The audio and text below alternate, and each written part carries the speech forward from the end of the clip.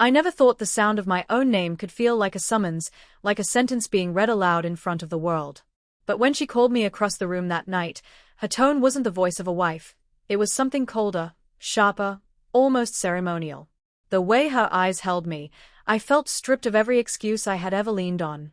And in that instant, I knew something irreversible was about to happen, though I couldn't yet understand the weight of it. I had been careless, stubborn, dismissive. Too many arguments, too many smirks, too many times I had brushed off her warnings that my pride was building a wall between us. I thought marriage meant she would simply forgive, that she would bend under the weight of my moods the way she always had. But standing in front of her, caught in the aftermath of yet another fight, I realized she had been planning something, quietly, patiently, almost methodically. Her hand rested on the back of a chair, and she told me, no, she instructed me, to sit down. My instinct was to argue, to meet her command with the same defiance I'd used countless times before. But something in her eyes disarmed me, a steeliness mixed with something I couldn't read. Reluctantly, I sat, my heart drumming with unease. She placed a small box on the table, sliding it toward me with a grace that made the gesture feel final. I lifted the lid, expecting keys, papers, or something ordinary. Instead, soft folds of fabric met my eyes. Pale, silky, delicate, far too delicate to belong to me. My throat tightened as I lifted it, realizing what it was. A dress. Not just any dress, but unmistakably feminine, fragile, and meant for me. I laughed, awkwardly, trying to turn the moment into a joke, but the sound cracked in my throat when she didn't smile. Her silence was heavy, deliberate. Then she leaned closer and whispered that if I wanted this marriage to survive, I would put it on.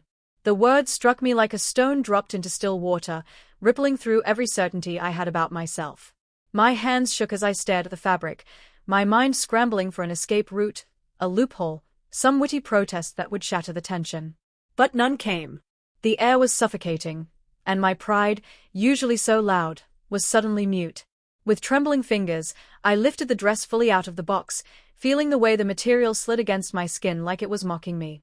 She didn't leave the room. She didn't turn her back. She just folded her arms, her expression unreadable, and waited. The humiliation of undressing in front of her, of replacing my clothes with this fragile garment, felt like a punishment crafted specifically for me. Every movement was torture, sliding my arms into the sleeves, tugging the fabric over my body, feeling it cling where my shirt never had. When I finally stood, fully dressed, I couldn't look at her. My face burned with shame, but also something else, something I couldn't name yet. My reflection in the mirror on the far wall caught my eye, and I almost didn't recognize myself. It wasn't just the sight of me in her chosen clothing, it was the way my posture had shifted, the way my defiance had drained into silence. She walked around me slowly, studying me with an intensity that made my chest tighten. And then she smiled, not cruelly, not mockingly, but with a strange satisfaction, like she had unlocked a door that had been waiting too long to be opened. "Now," she said softly, "we begin." Her words haunted me. They still do. Because that was the night everything I thought I knew about myself, about us, about strength and weakness, began to unravel. I couldn't sleep that night. The dress lay folded neatly on the chair beside the bed, a silent threat and reminder, while I lay stiff under the covers, pretending not to notice the faint trace of perfume that clung to my skin after wearing it. Every time I closed my eyes, I saw her watching me, calm and composed, as if she had been preparing for this moment longer than I had been resisting it. When morning came, I expected things to return to normal. I told myself it had been a dramatic test, a strange experiment in control, and that surely it was over. But she spoke to me with the same unshakable calmness, as though last night was only the first step in something larger. Over breakfast, she slid a small bag across the table. I stared at it with dread, my fork frozen in midair. I didn't even want to ask, but the silence demanded it. She simply said, "Take it with you. Change after work." The thought of taking it outside, of carrying that secret with me through the city, made my stomach knot. I protested, fumbling for excuses, but she cut me off with a look that silenced me more effectively than any shouted order could have. That look carried consequences, ones I wasn't ready to test. So I left the house with the bag, my chest tight, eyes darting everywhere as though everyone could somehow see through the plain fabric, knowing what it contained. I kept it tucked under my arm like contraband, a burning weight that made every step feel heavier. At work, I shoved it deep into my locker, avoiding even glancing at it throughout the day, as though ignoring it might erase it. But the hours dragged by, and with each tick of the clock, I felt the inevitability closing in. When the shift ended, I lingered in the empty locker room long after my coworkers had gone. The building was silent.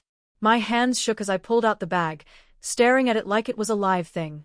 I thought about leaving it behind, about walking out and pretending I had never seen it. But her face, her voice, her promise that this was only the beginning, it all echoed in my head. I opened the bag. Inside wasn't just another dress. There was more, a pair of shoes, stockings, even a delicate scarf folded with care. I held them, one by one, my breath shallow, my reflection in the metal of the locker door reminding me that there was no one here but me. No one to witness the humiliation but my own guilty conscience. Changing into the outfit was a battle. My hands fought me, my pride fought me, but the memory of her command pressed harder. When I finally stood, staring at my reflection in the locker's tiny mirror, I felt dizzy. It wasn't just the clothing, it was the undeniable sense that my wife was reshaping me, molding me into something I didn't recognize but couldn't resist. The walk home was agony. Every step, I was convinced someone would notice, that strangers would point, laugh, confront me. But the city bustled indifferently, no one paying me the attention I dreaded. That, in its own way, was worse, because the shame lived entirely inside me, gnawing at me, invisible to everyone else. When I opened the door, she was waiting. The moment her eyes swept over me, I felt exposed in a way that no passerby could make me feel. She didn't laugh. She didn't mock. She simply nodded, her eyes soft but unyielding, as though I had passed another unspoken test. "Better," she murmured. "You're learning." Her approval burned more than her command had. And in that strange mixture of humiliation and relief, I realized I was stepping into something I couldn't undo. That night, I found myself pacing the living room long after she had gone to bed. The soft tick of the clock filled the silence, and each second seemed to pull me further into a place I didn't know how to escape from. My reflection in the darkened window kept catching my eye. The faint memory of how I looked earlier, dressed in her chosen clothes, lingered like a ghost over my shoulder. I wanted to tell myself it was a mistake, that it would stop, that she had made her point. But deep inside, a part of me knew she wasn't finished.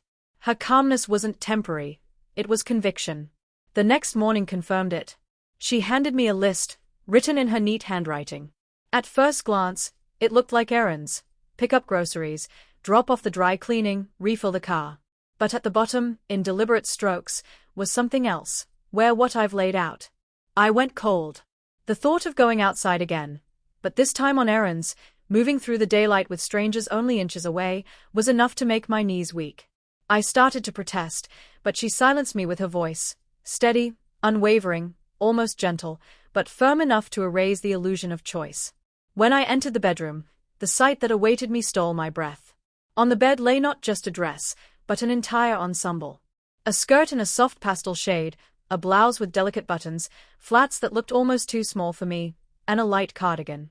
Alongside them, subtle makeup items, a powder compact, lip gloss, a small brush. My throat tightened at the sight. She wasn't only dressing me now, she was transforming me. My hands trembled as I got ready, the process agonizingly slow. The stockings clung to my legs like a second skin, the skirt whispered against my thighs with every hesitant step, the blouse tightened across my chest in ways that made me feel both ridiculous and vulnerable.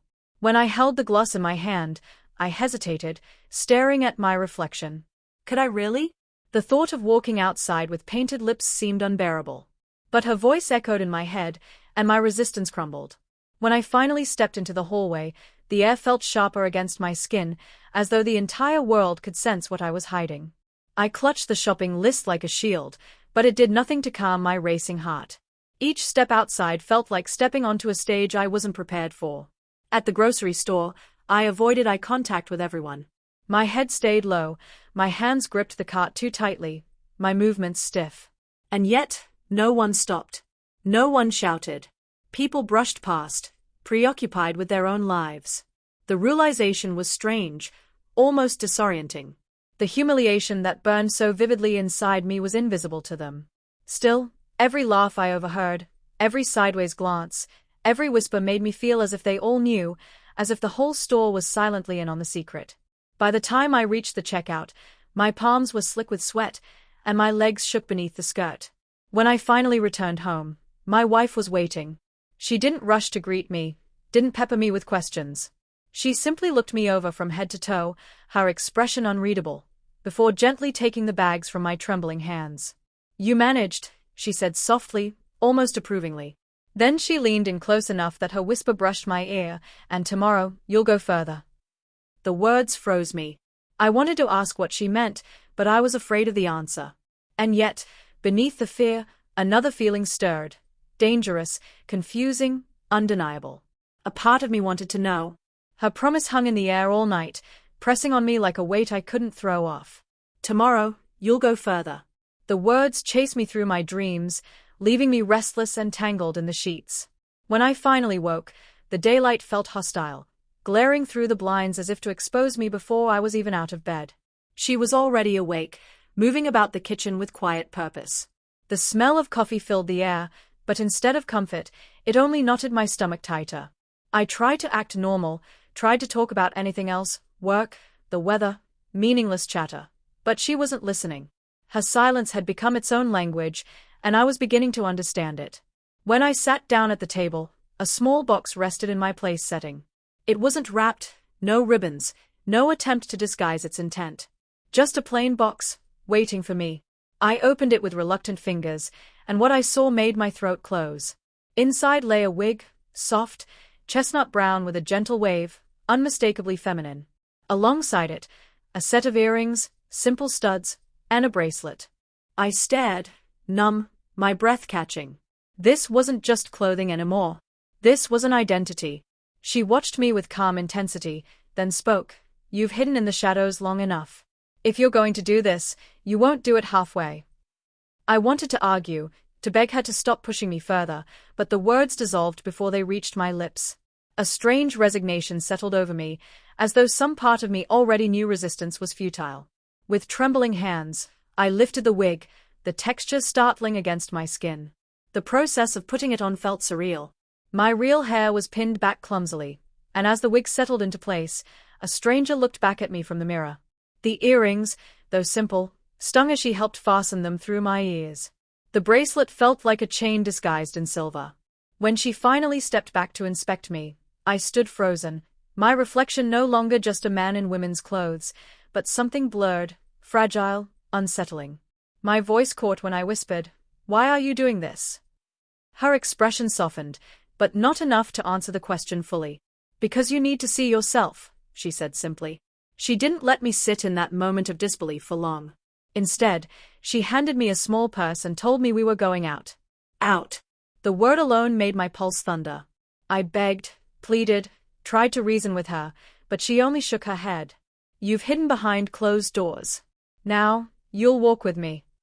Stepping outside in daylight, wig in place, lips glossed, clothes shifting against me, felt like stepping into a nightmare. Every sound was magnified, every passerby a potential threat. I clung to her side like a child, my eyes darting wildly, convinced that every pair of eyes lingered too long, that every half-smile was aimed at me. But she walked with such calmness, such poise, that I was forced to follow her rhythm. And the strangest thing happened. The world did not collapse. Strangers glanced and then looked away. No one shouted. No one pointed. Still, the humiliation burned inside me. My face flamed each time someone's gaze lingered. Yet, beneath that shame, something confusing flickered. Relief. Relief that I hadn't shattered, that I was surviving what I thought I couldn't. When we finally returned home, I collapsed onto the couch, my chest heaving, my nerves frayed raw. She sat beside me, resting a hand on my trembling one. "You think today was hard," she murmured. "Tomorrow, you'll understand what hard truly means." The way she said it, calm and deliberate, made my blood run cold. Because I knew she wasn't bluffing. I couldn't shake her words. They lingered through the night like a shadow in the corner of the room. "Tomorrow, you'll understand what hard truly means." My chest ached with dread, and yet a part of me couldn't stop wondering what she intended, what line she was preparing to drag me across next. The morning felt heavier than usual, as though the air itself resisted me. She didn't speak much during breakfast. Instead, she observed me, quiet, composed, sipping her coffee while I shifted nervously in my seat. Then she placed an envelope on the table. Plain, white, sealed. Open it, she instructed. With shaking fingers, I tore it open. Inside was a card, an invitation. My eyes scanned the words, my stomach twisting as the meaning sank in. It was for a small neighborhood gathering later that evening. People we both knew. Friends. Acquaintances. Strangers who would have no idea what they were about to see. I looked up at her, horrified. You can't mean. Her gaze silenced me. Calm, unwavering. You'll attend with me. As you are. The words hollowed me out. Attending a party, surrounded by familiar faces, dressed and presented the way she demanded. It felt impossible. My instinct was to refuse, to slam the card down and walk out. But the quiet certainty in her eyes made my resistance feel laughable. The hours leading up to the event were unbearable. Each minute dragged like an eternity. She laid out my outfit for the evening, choosing it with the same meticulous care she had shown before. A soft blue dress, not flamboyant but unmistakably feminine, paired with flats and a thin belt that cinched awkwardly at my waist. She applied makeup herself this time, her hand steady while mine trembled in my lap. With each brushstroke, each dab of color, my reflection shifted further from the man I knew and closer to the stranger she insisted on bringing into the world. When she fastened the wig, styled neatly, I nearly broke. My throat tightened, eyes stinging with shame. Please, I whispered, almost begging, don't make me do this. Her answer was gentle, but firm. You'll thank me one day. By the time we left, my legs barely carried me. The walk to the neighbor's house was short, but it felt like crossing a battlefield. Every step amplified my panic, the sway of the skirt, the slight tap of the shoes, the weight of the wig. And then we were inside. The hum of voices, the clinking of glasses, the warmth of the room, it all felt suffocating. I wanted to vanish, to melt into the floor. People turned, their eyes landing on us, on me. My heart stopped. But no one gasped. No one shouted. Smiles greeted us, polite words, casual conversation. My shame roared inside me, but outwardly, the world spun on as though nothing was unusual. She guided me through it all, introducing me without hesitation, her hand resting firmly on my arm. Each interaction felt like a test, each polite nod or distracted smile both a relief and a torment. Did they know? Could they tell? Or was it all in my head? By the time we returned home, I was shaking, my nerves stripped raw.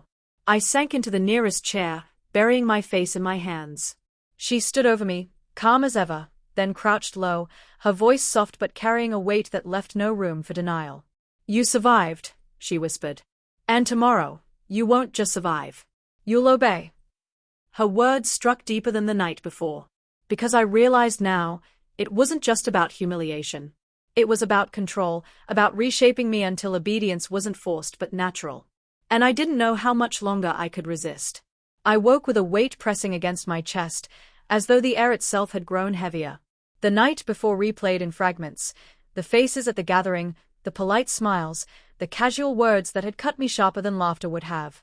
I could still feel the heat in my cheeks, the tension in my hands as I clutched my glass too tightly. I had survived, yes, but only because the world had been kinder than my own imagination. But her words from the night before wouldn't leave me. Tomorrow, you won't just survive. You'll obey. She seemed different that morning, not cruel or mocking, but purposeful. When I came into the kitchen, she had already laid things out on the table. Clothes, neatly folded, a softer palette this time.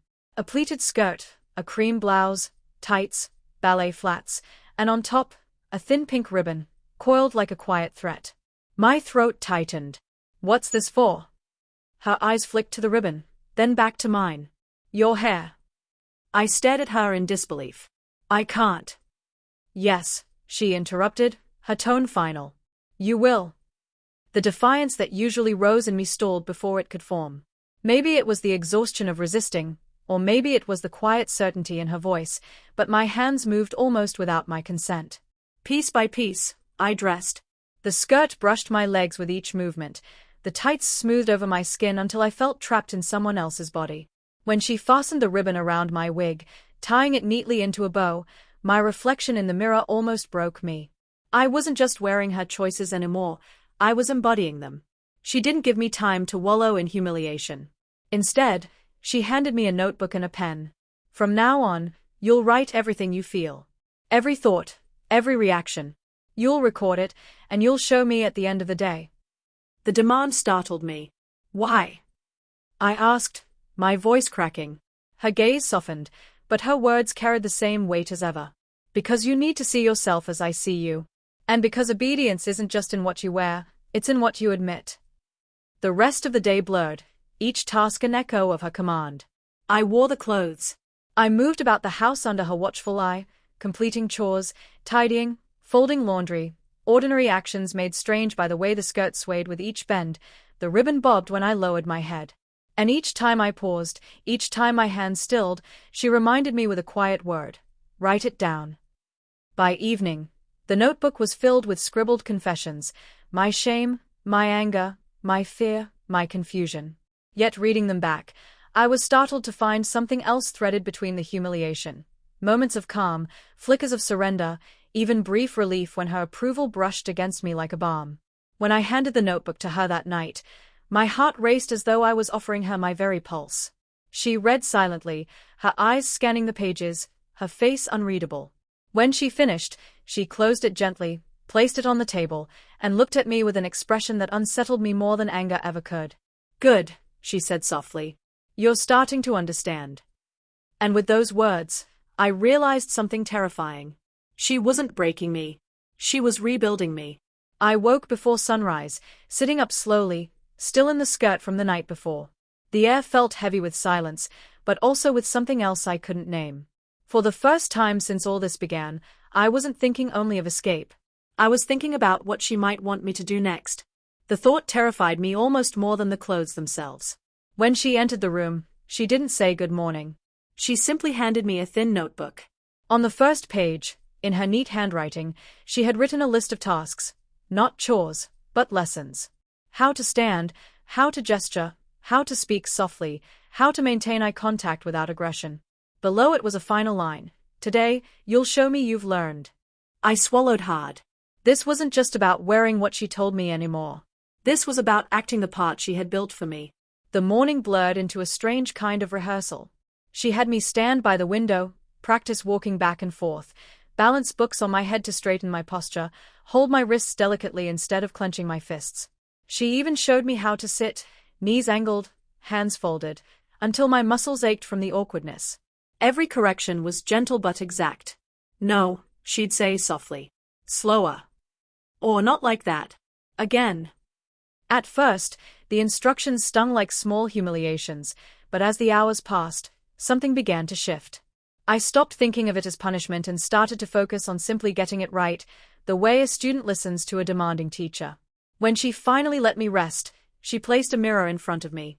I stared at the reflection, barely recognizing the person sitting there. The wig, the skirt, the soft posture, the way my hands now rested so differently, it was all still me, but reframed. Rewritten. "You're learning," she murmured. Faster than I expected. Her approval sent a complicated rush through me, a mix of shame, pride, confusion. I hated that part of me wanted her approval at all. That afternoon, she announced we were going out again, but this time it wasn't a party. "Errands," she said simply. But I quickly realized it was more than that. She had planned an entire route: a pharmacy, a cafe, a small boutique. Each stop was like another rung on the ladder she was making me climb. At the cafe, she ordered for both of us, then asked me, quietly, but firmly, to go pick up the drinks at the counter. My stomach dropped. It was a simple task, but doing it dressed like this, in public, alone, felt monumental. I forced myself to walk. Each step felt like it might break me. The cashier smiled faintly, said nothing unusual, handed me the drinks. It was over in seconds, but the tremor in my hands when I returned to her table betrayed how monumental it had felt. "Good," she said softly, taking her cup. "You're doing it." We moved from place to place like this, small, controlled exposures. By the time we returned home, I was exhausted, my nerves stretched thin but also buzzing with something new. I had survived again.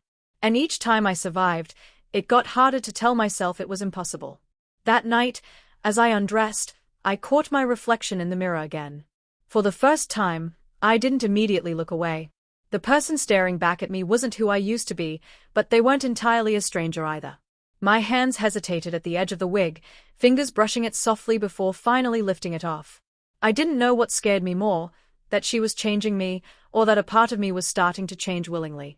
By the next morning, my resistance felt thin, like paper that had been folded too many times. I still told myself I hated this, that I was being forced into something cruel and unfair. But beneath those thoughts, like an undertow, there was a softer voice, one that whispered questions I didn't want to answer. Why did a part of me feel calmer when she took control? Why did a sliver of relief slip through the humiliation when she said, "Good?" She didn't leave me time to unravel the questions. She had already planned the day. The clothes waiting for me on the chair were more deliberate than ever. A flowing skirt, a fitted top, a pair of flats, and, new this time, a light, floral scent of perfume. It wasn't just dressing me anymore. She was scenting me, framing me in ways that went beyond appearance. I dressed slowly, my hands trembling, but my mind quieter than usual. She helped with the finishing touches again. The wig, brushed smooth, a small pin clipped at the side, a soft neutral lip color. When I looked up at her as she worked, our eyes met, and for a moment, she wasn't a punisher or a captor. She looked almost like a teacher, or a sculptor, shaping her work with patience. "We're going out," she said finally. "And this time, you'll speak. You'll practice being, ha." Ha. The word landed heavy. It was no longer just about clothing or posture. She wanted me to embody it, to answer as her, to exist publicly under this identity. My stomach flipped, but I nodded weakly. We went to a quiet park, where she led me to a bench beneath a tree. The world moved around us, families walking, joggers passing, distant laughter. My heart raced, convinced everyone could see through me. She sat close, her voice low but firm. "Someone will ask you something today, a shopkeeper, a stranger, anyone. You'll answer. You'll keep your voice soft. And you'll do it without looking to me for permission." I wanted to protest, but the words died in my throat. My palms were damp. My breath came too fast. But she didn't move on until I nodded. It happened sooner than I expected. A woman with a small dog paused near our bench and smiled at me. "Pretty day, isn't it?" she said casually. My entire body locked up. My first instinct was to stare at the ground, to let the silence swallow the moment. But I felt my wife's hand, gentle but insistent, pressing against mine. I swallowed hard and forced the words out, soft and trembling. "Why, yes, it is." The woman smiled warmly, nodded, and kept walking. Just like that. No laughter. No questioning. No scene. I sat frozen, my pulse thundering, realizing I had just spoken in this persona, in public, and the world had not ended. My wife's hand squeezed mine. "Good," she murmured. "Again soon." We spent the rest of the afternoon walking, making small stops. Each time, she pushed me a little further, holding a door for someone, saying thank you, asking for a receipt. Each task was tiny, but each one chipped away at the wall of panic inside me.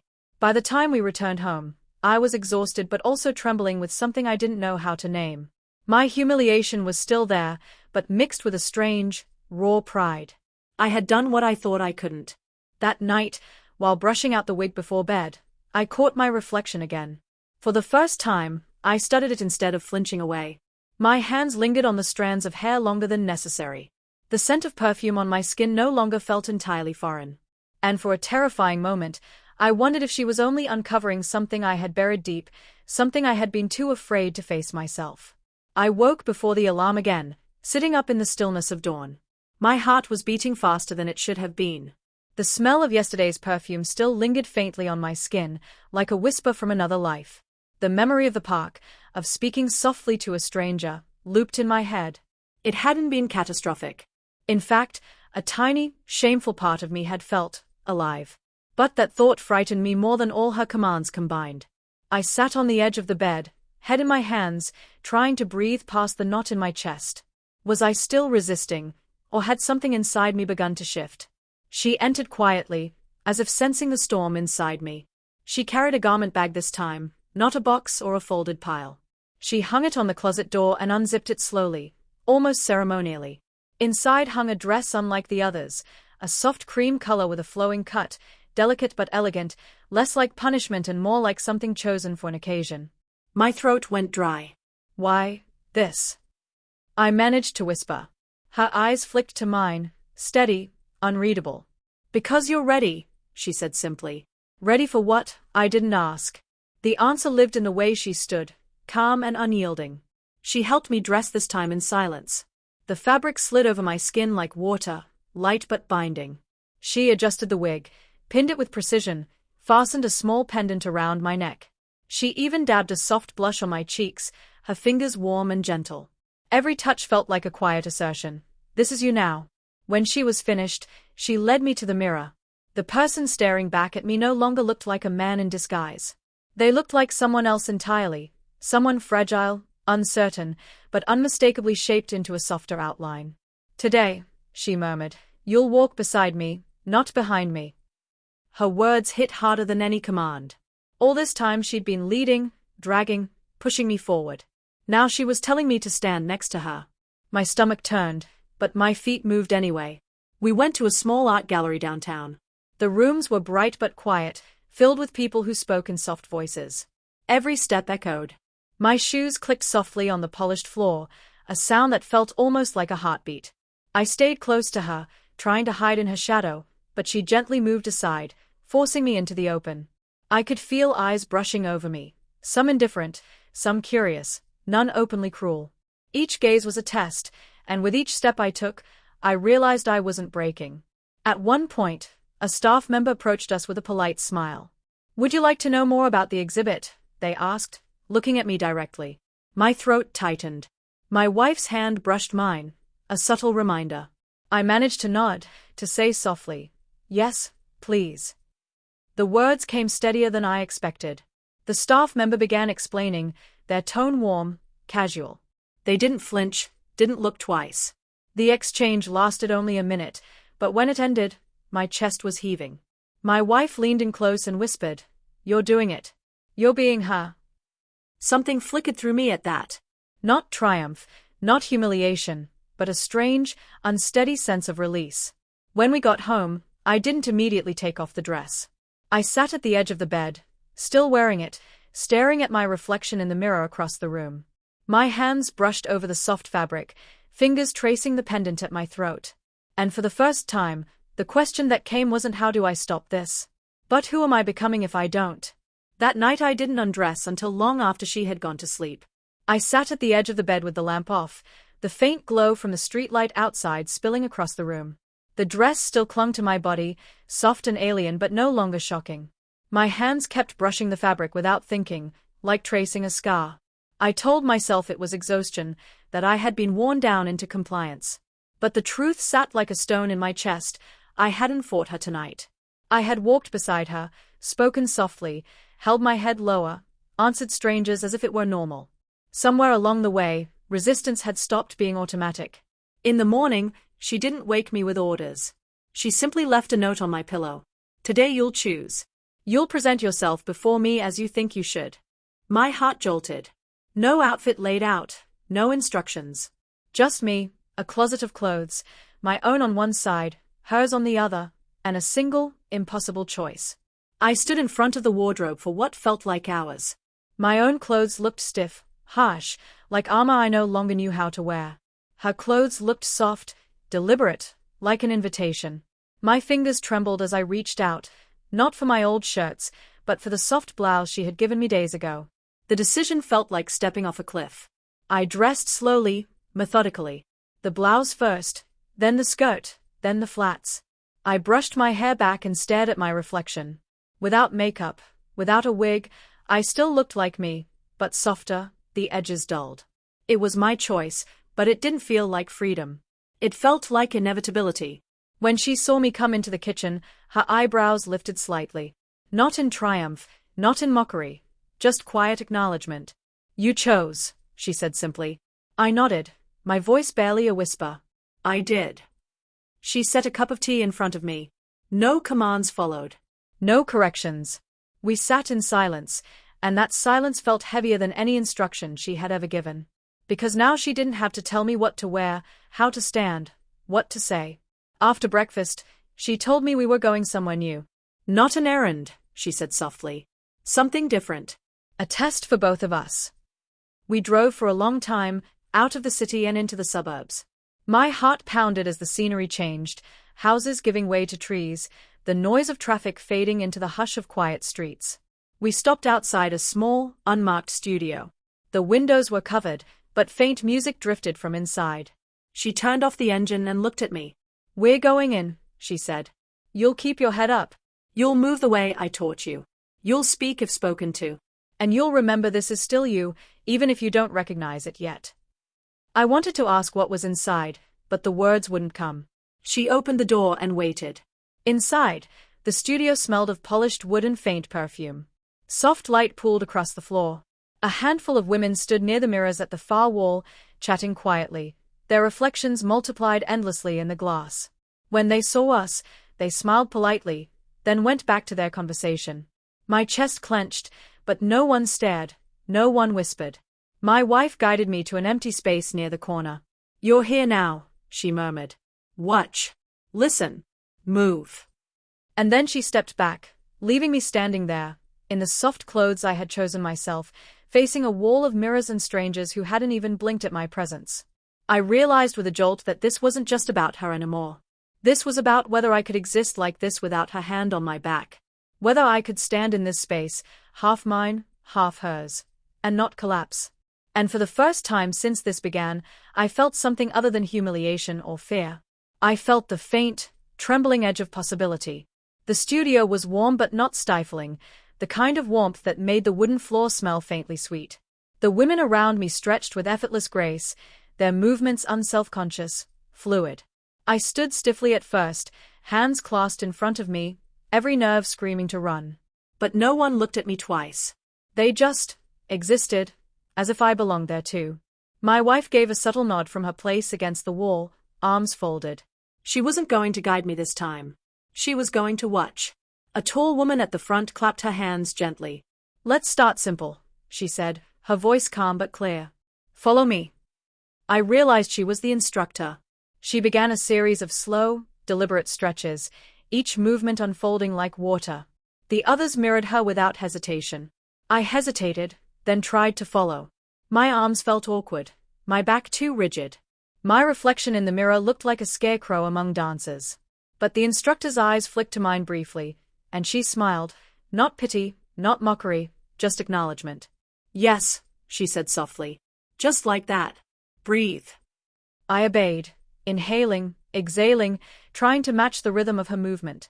The skirt brushed against my legs when I bent, a light and strangely grounding sensation. The mirror no longer showed a stranger but a figure caught between two worlds, trying desperately to learn the language of the second. The instructor moved into a gentle sequence, turns, arm sweeps, a half-step glide. My movements were clumsy, my timing off, but no one laughed. No one even seemed to notice. It was just me, my heartbeat, and the echo of the music. Somewhere in the middle of the sequence, my wife moved closer. Not to correct me, but to join. She stepped into the pattern as if she belonged there naturally, her body moving with ease. Without a word, she caught my hand briefly, guiding it through the motion, then let go. For a heartbeat, we were in sync. Not captor and captive, not teacher and student, just two figures moving to the same rhythm. The realization startled me so much I almost stumbled.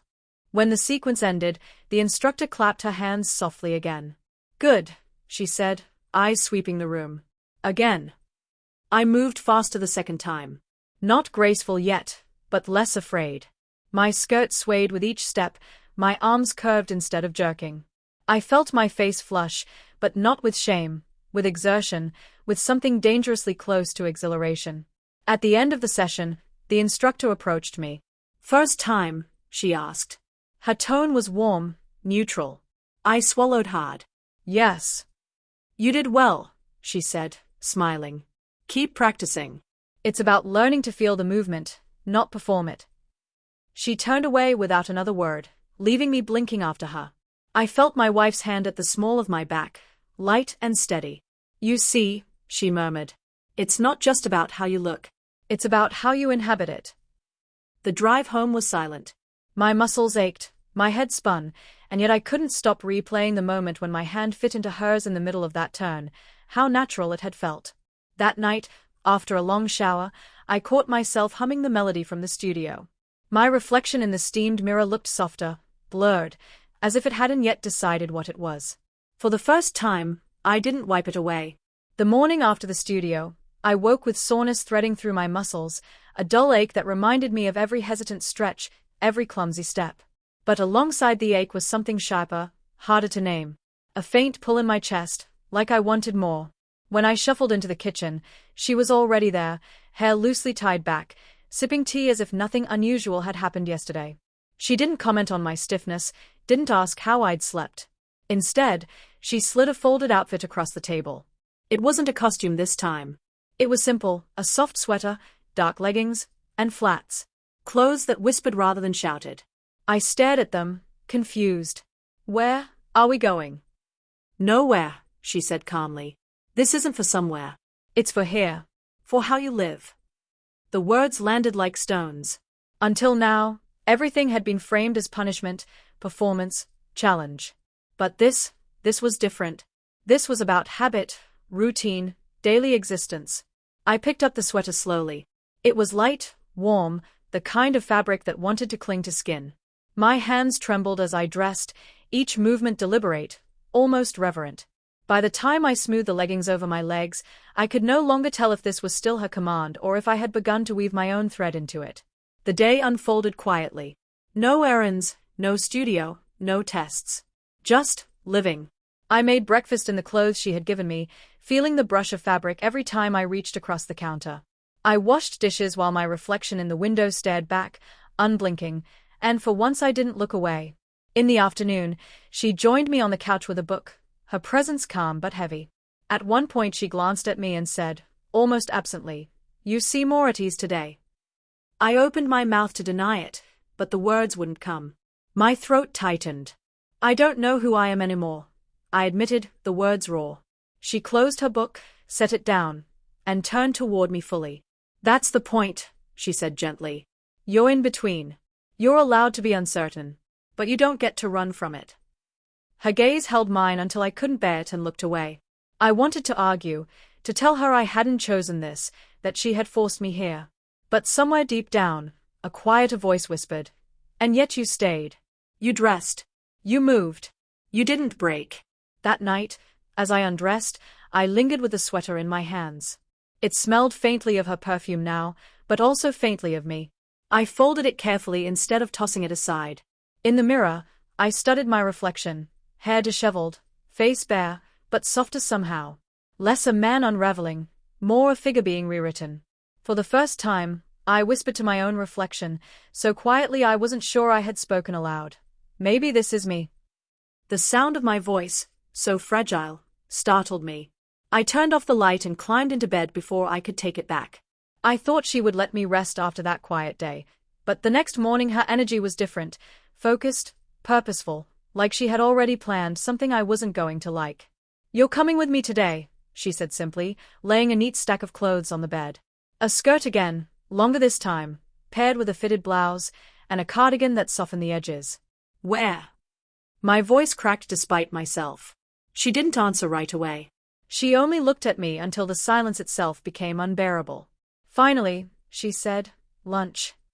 "Lunch," I repeated, as though the word itself were foreign. "With friends," she added. And then, as if anticipating my protest, "Our friends." My blood went cold. Friends meant faces I knew. Faces that knew me. Faces that could expose me. "No," I blurted out, shaking my head. "I can't." She stepped closer, not with anger but with a calm so sharp it sliced through my panic. "You will. You've been hidden too long. It's time you see how fragile your fear really is." I wanted to collapse, to beg, but her hands were already guiding the blouse over my shoulders, smoothing the cardigan into place, fastening the skirt at my waist. Each piece of clothing was a lock clicking shut. When she finished, she brushed my cheek with the back of her fingers. "You're trembling," she observed softly.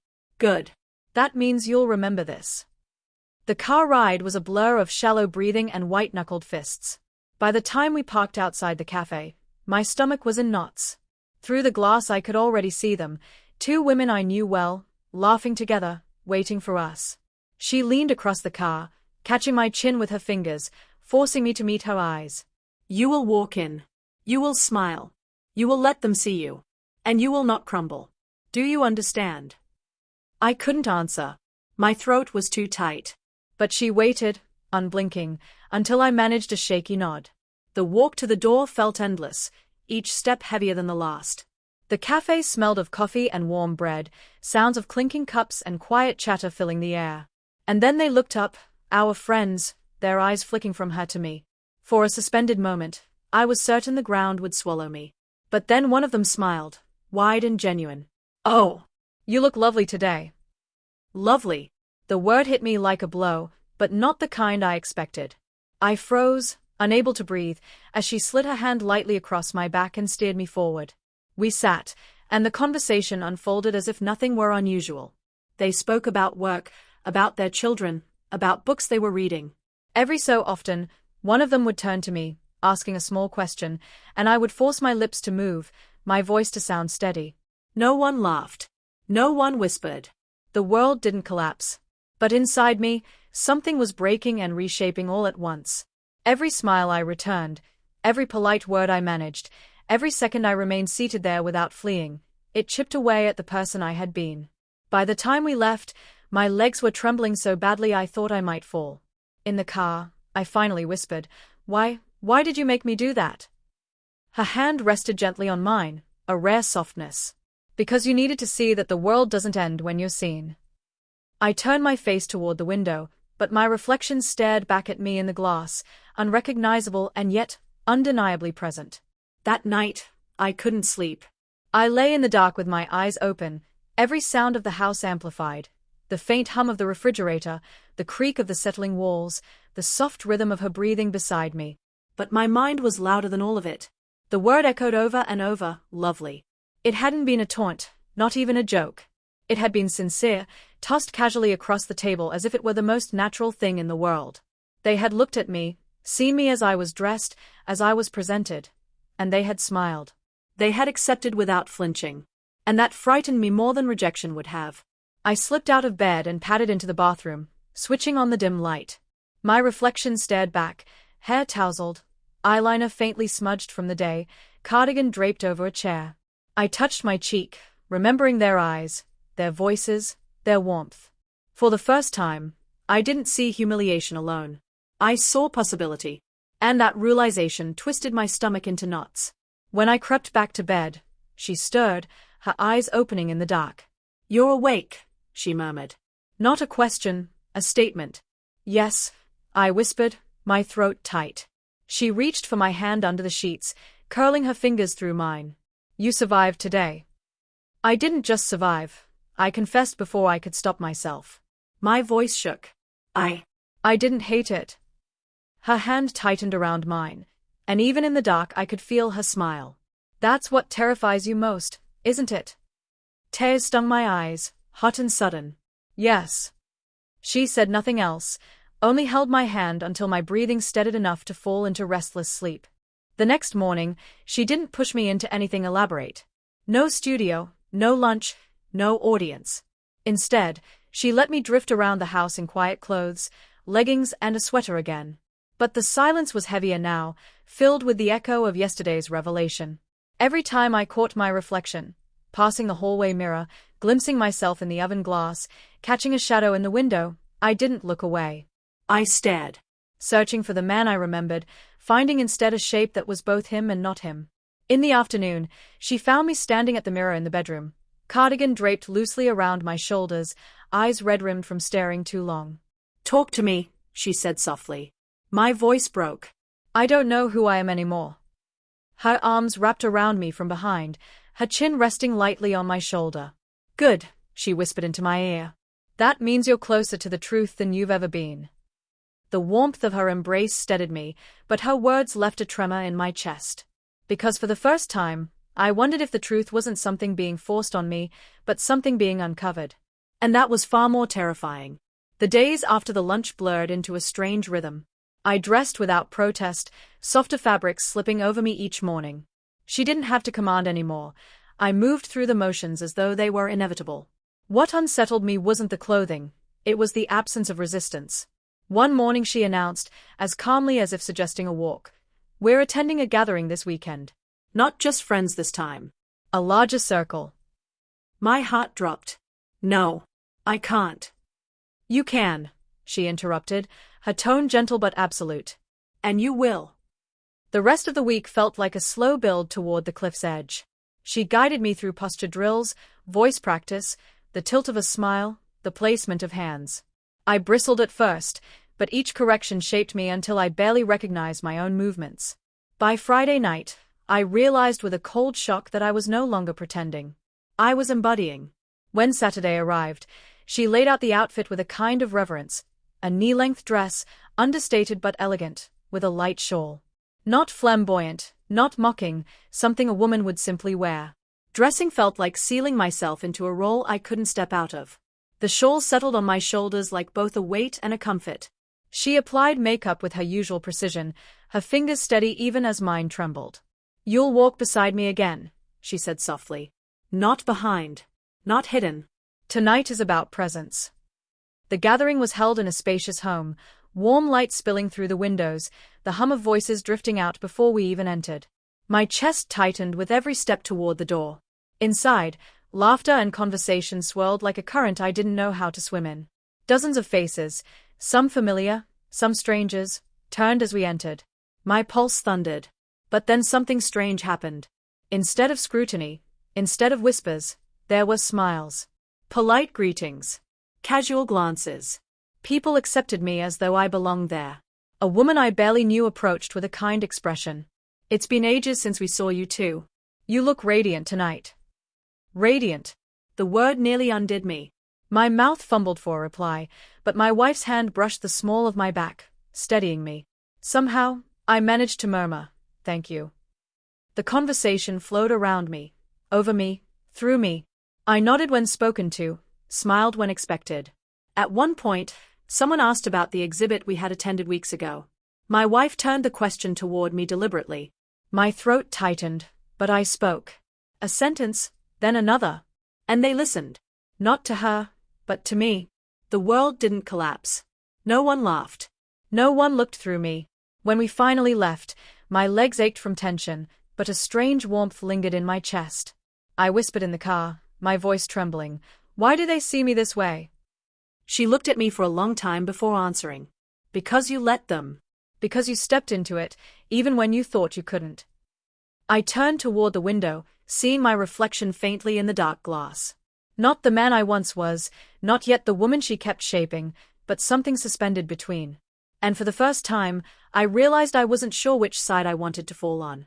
After the gathering, I expected her to push harder, to arrange more outings, more tests. But instead, she pulled back. Days passed with no commands beyond the simple expectation that I dress as I had been. There were no lectures, no orchestrated humiliations. Just silence. At first, I thought it was mercy. But the longer it went on, the more I realized it was something else. She was waiting. The stillness forced me to notice things I had avoided. The way my reflection no longer startled me. The way my movements felt natural instead of practiced. The way my own voice softened without effort. I had stopped thinking of these changes as disguises. They were habits. One evening, while folding laundry, I caught myself holding one of her blouses against me, imagining how it would feel to wear it. The thought hit me so hard I dropped it, heart racing. I wanted to deny it was mine, but no one had forced that impulse. It had risen from somewhere inside. That night at dinner, she studied me quietly, as though she could read the turmoil on my face. "What are you afraid of?" she asked suddenly. I set down my fork, my throat dry. "That this isn't me," I whispered. "That you've made me into something I'm not." Her eyes softened, but her voice was steady. "And what if it is you, and you've been running from it all along?" The words cut through me like glass. I pushed back from the table, shaking my head. "No. I never wanted this. I never chose it." She rose too, moving closer, not with anger but with certainty. "You've been choosing every day. You dressed. You walked beside me. You spoke to them. You didn't crumble. You call it obedience, but I see something else." I turned away, tears burning at the corners of my eyes. "Stop twisting it." Her hand came to rest on my shoulder, gentle but grounding. I'm not twisting it. I'm holding up a mirror. You're just afraid to look. The silence that followed was unbearable. I wanted to scream, to demand she take it all back, undo everything, give me back the man I had been. But when I finally looked at her, when I saw my reflection in her eyes, softened, reshaped, undeniable, I realized the man I remembered was already slipping away. And the most terrifying part was that I wasn't sure I wanted him back. I didn't sleep that night. I lay on my back staring at the ceiling, the shadows of the curtains swaying across the room. Her words echoed in my head like a drum. You've been choosing every day. I replayed every moment, the first humiliating outfit, the trembling walk to the park, the quiet lunches, the studio, the gatherings. At each step, I had told myself I was a captive. But when had I stopped fighting? When had I started reaching for the clothes without being told? When had I started wanting to fit the image she'd painted of me? By morning, the weight in my chest was unbearable. I dressed in silence, not in defiance but out of numb habit, soft sweater, skirt, flat shoes. I tied my hair back loosely, caught my reflection, and for the first time, felt like a ghost wearing someone else's life. She found me at the kitchen table, staring at a cold cup of tea. She didn't speak immediately. She just watched me, her eyes steady but not unkind. Finally, she said, "You're quieter today."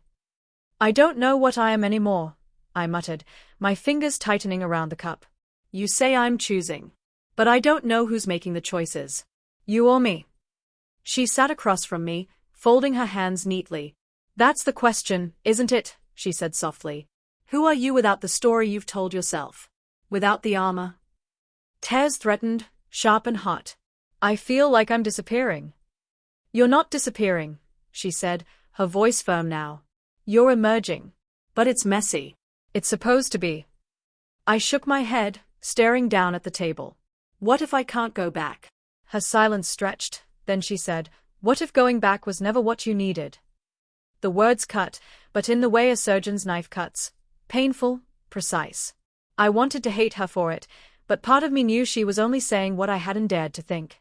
Later that day, I went for a walk alone. It wasn't far, just down the quiet street, past the rows of houses with neat gardens and parked cars. The air was cool, carrying the scent of damp earth. I kept my head up as she had taught me, but my heart raced every time someone passed. No one stared. No one pointed. A jogger nodded politely as they passed. A woman on a porch smiled faintly and went back to her phone. It was so normal it felt surreal. For a moment, standing under a tree with leaves whispering overhead, I closed my eyes and breathed. The skirt swayed gently in the breeze. I was terrified, but also strangely steady, like a boat caught between two shores but no longer sinking. When I came back inside, she was waiting at the door. She didn't ask where I'd gone, didn't scold me. She just looked at me, a question in her eyes. "I walked," I said simply. "And I didn't fall apart." She smiled then, the first real smile I'd seen from her in days. "Good." I wanted to ask what came next, but part of me already knew. This wasn't about her anymore. The next step was mine. The days that followed were strange, almost dreamlike. She gave me space, and in that space, I found myself drifting between two worlds. One moment I longed for the simplicity of my old self, the blunt voice, the careless clothes, the feeling of never being looked at twice. The next moment, I caught my reflection in the mirror and felt something deeper stir, something fragile but insistent, like a bird testing its wings. I tried small rebellions. One morning, I put on an old t-shirt and jeans, telling myself I would spend the day as I used to. But the fabric felt wrong, heavy and stiff. I saw myself in the hallway mirror, and instead of relief, I felt loss. Like I had erased something that was becoming real. By midday, I had changed back, telling myself it was just comfort, nothing more. But I knew it wasn't that simple.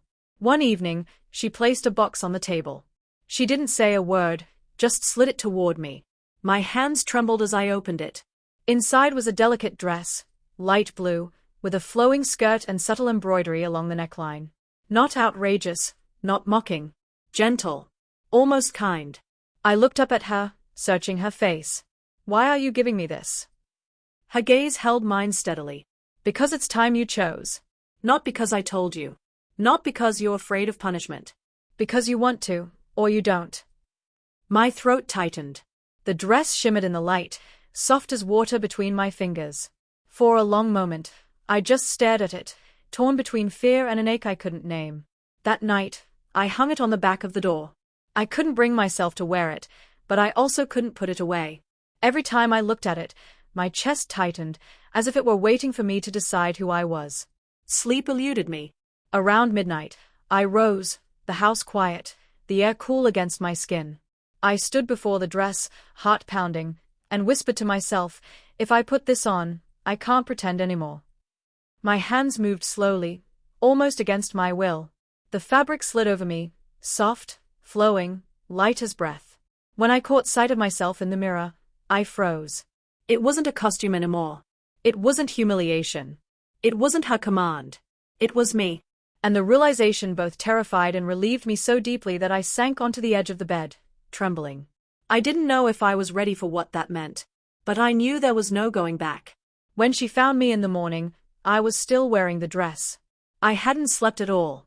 I expected a smirk, a sharp remark, some triumph in her eyes. But she said nothing. She only walked closer, touched the sleeve lightly, and whispered, "You finally saw it, didn't you?" Tears pricked at my eyes, unbidden. "I don't know who I am anymore," I confessed, my voice raw. "You don't have to know," she said gently. "You just have to stop running." Her calmness unnerved me more than any of her earlier firmness. It wasn't a game for her anymore, it was real. And that made it real for me, too. The next days blurred into something surreal. We went out together more often. Small errands, quiet walks, sitting in cafes where no one gave us more than a passing glance. I kept expecting the world to shatter around me, to laugh, to point, to expose me. But it didn't. Instead, I began to notice subtler things, how I carried myself differently, how I softened my tone when ordering, how I caught myself smoothing the skirt unconsciously, like it belonged to me. Every gesture frightened me, because it felt natural. One afternoon, she suggested we visit a boutique. The word alone sent panic through me. "No. Not there. People will see." "They'll know. They'll see what you let them see," she replied calmly. But she didn't force me. Instead, she walked toward the door and paused. "When you're ready, come with me. If you're not, I'll go alone." I stood in the hallway, frozen, watching her hand on the doorknob.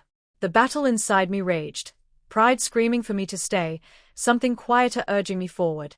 My feet moved before my mind caught up. The shop was small, warm, filled with soft lighting and gentle music. Racks of dresses, skirts, shoes, accessories, all ordinary, all overwhelming. I felt like an intruder.